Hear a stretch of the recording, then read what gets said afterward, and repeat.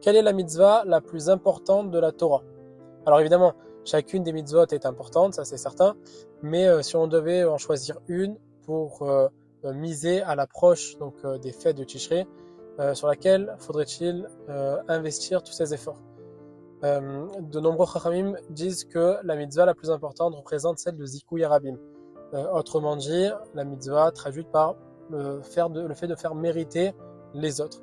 Lorsqu'une personne envoie un cours de Torah sur un groupe, lorsqu'on dit un mot de Torah à table, lorsque quelqu'un va entraîner ses amis avec lui pour aller faire mincha, ou bien encore lorsque on va offrir un talit, un keli ou quoi que ce soit à son prochain pour qu'il puisse aussi participer au mitzvot. À ce moment-là, comme en bourse, la mitzvah réalisée grâce à nous, entre guillemets, va nous rapporter à chaque accomplissement. C'est-à-dire que si lorsqu'on offre un keli à quelqu'un pour faire Netilat Yadayim le matin et faire un Shariatzar, à ce moment-là, à chaque fois que cette personne le fera, on prend évidemment de ce salaire de mitzvah dans notre compte.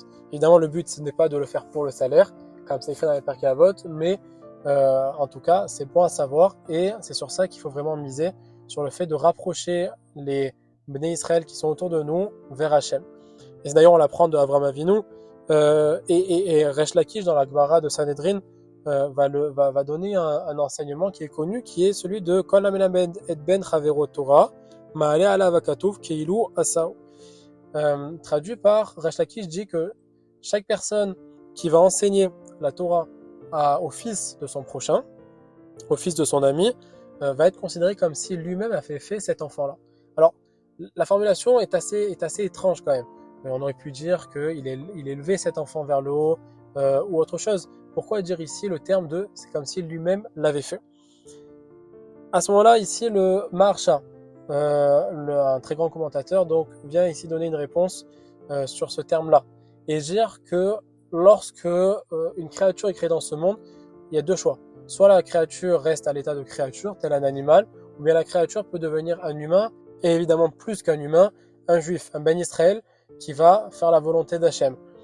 À ce moment-là, la différence entre les deux, évidemment, va être l'accomplissement, l'étude de la Torah. Lorsqu'une personne prend le fils de son prochain et va lui enseigner la Torah, il faut savoir que le Maharsha dit que lorsque quelqu'un n'est pas dans un chemin de Torah du tout, alors qu'il a le potentiel, la capacité de le faire, il n'est même pas appelé homme. À ce moment-là, on comprend pourquoi lorsque quelqu'un va prendre le fils de son prochain et lui enseigner la Torah, il va le faire passer de cet état qui n'est pas celui d'un homme à celui de l'état d'homme. Et c'est pour ça d'ailleurs, ajoutons un chidouche magnifique du Maharsha également qui dit, lorsque dans la paracha de Bereshit, on va y arriver dans peu de temps, il est écrit Hachem dit Vayomer Elokim Naase Adam Betzalmenu Kilmutenu. Hachem dit créons l'homme à notre image. Évidemment, à chaque fois, on pose la question à savoir pourquoi est-ce que Hachem utilise le pluriel.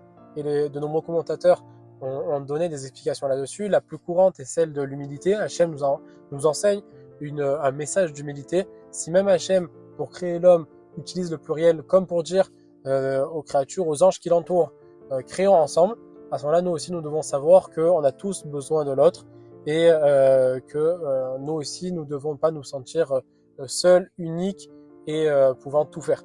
Il y a évidemment là un message d'humilité. Mais au-delà de ça, le Maharsha donne une magnifique explication qui est, lorsque Dieu dit créons l'homme, faisons l'homme, ça rejoint ce qu'on a dit un peu plus tôt. C'est-à-dire, de la manière où vous allez enseigner la Torah à votre prochain, vous allez enseigner la Torah au fils de votre prochain, à ce moment-là, vous allez vous aussi créer l'homme.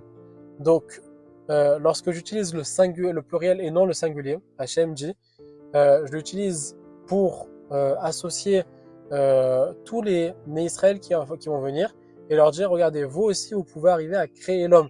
Vous pouvez créer l'homme de manière spirituelle, en lui enseignant la Torah, en le faisant participer au service divin. À ce moment-là, ce qui va se passer, c'est que vous aussi, vous allez créer des hommes. Et par ce mérite-là, vous allez prendre part, et c'est comme si ces créatures-là étaient aussi les vôtres.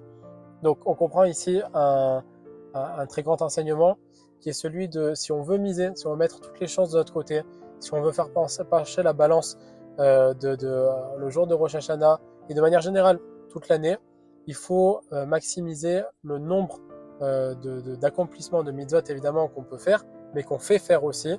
Et à ce moment-là, nous mériterons, Bezrat Hashem, une excellente année. Des bonnes nouvelles.